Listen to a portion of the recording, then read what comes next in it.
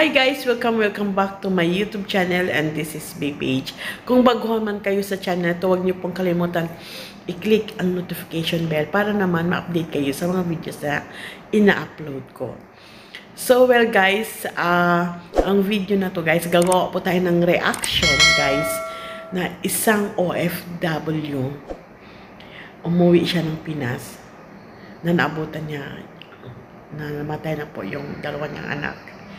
So, panoorin po natin kung ano po yung dahilan sa pagkamatay ng anak niya, yung dalawang anak niya. Ang hirap talaga maging OFW, guys. Kasi sa ganitong sitwasyon, parang ang sakit eh. Yung bang nasa ibang bansa ka, tapos ganito mangyayari, ang hirap, diba? So, wag na po natin patagalin. So, let's straight to the reaction.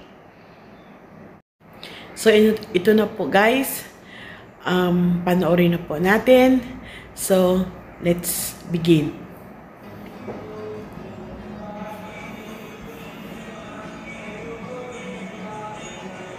My brother's singing for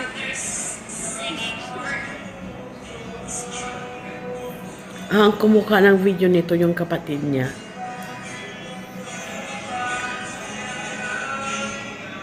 Ang sakit nito.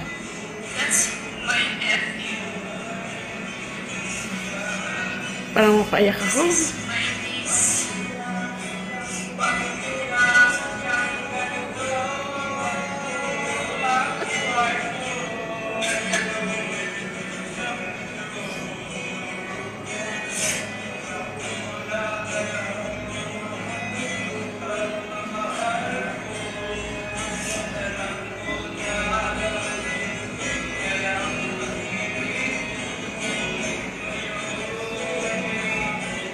May balibo ko.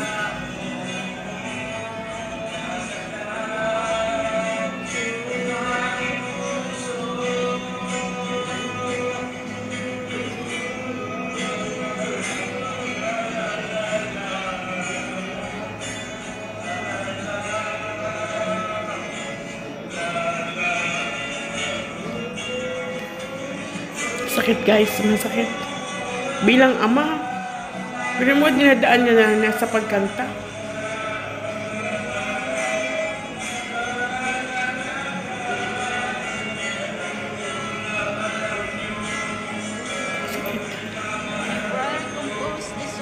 brother composed the song for his children.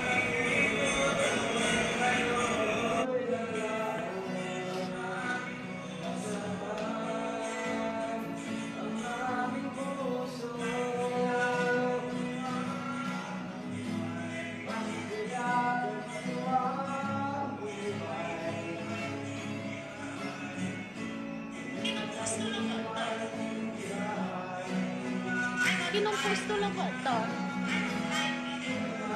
I'm on live. I'm on live video.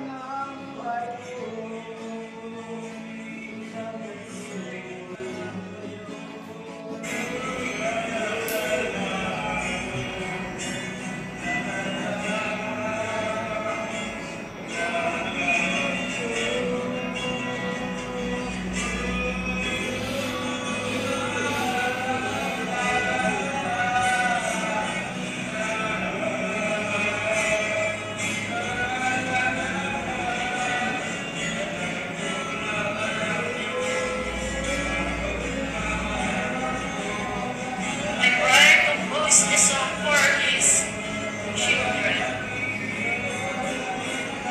Masakit. Yan talaga. Naiyak ako. My brother composed the song for his.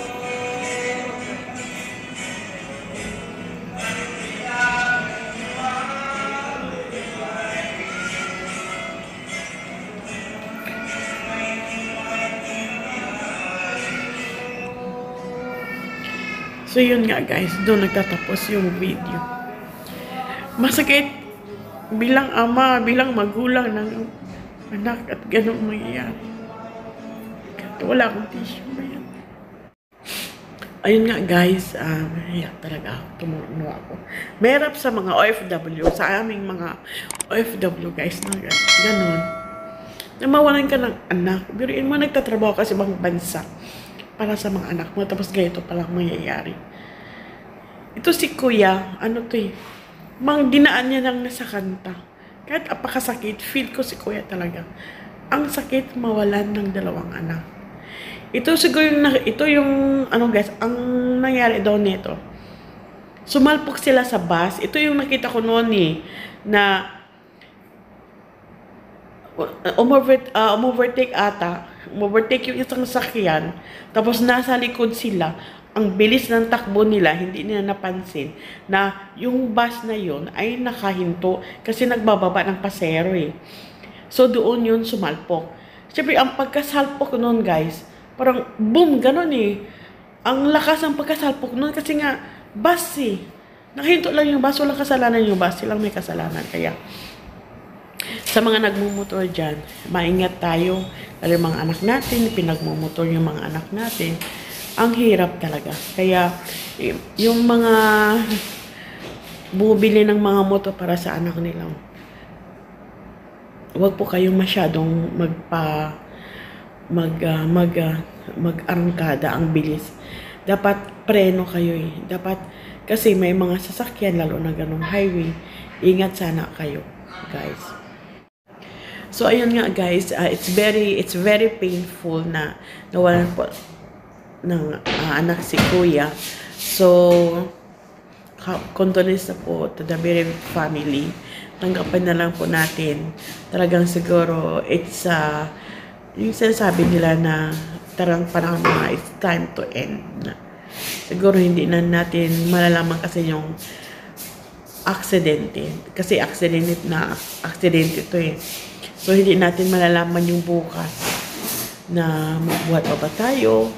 Kaya nga, as long na we're still kicking this tangible world, enjoy mo yung life nyo guys. Kasi hindi natin alam yung bukas natin, yung future natin. Ang taas lang po nakakaalam. So, feel ko po si Kuya at siguro si Kuya habang nasa aeroplano siya, parang gusto niya siguro tumalon. No, parang siguro ramdam ko eh, parang hindi niya maintindihan yung sarili niya, hindi siya mapakali dahil sa nangyari sa anak niya. So guys, if you like my reaction, please comment down below at comment down below guys kung taga saan dito sila. So hanggang dito muli at magkikita po tayo sa susunod na reaction. At guys, don't forget to like and share and please click the notification bell para man kayo ma-upload sa mga videos na in-upload ko. Okay, see you!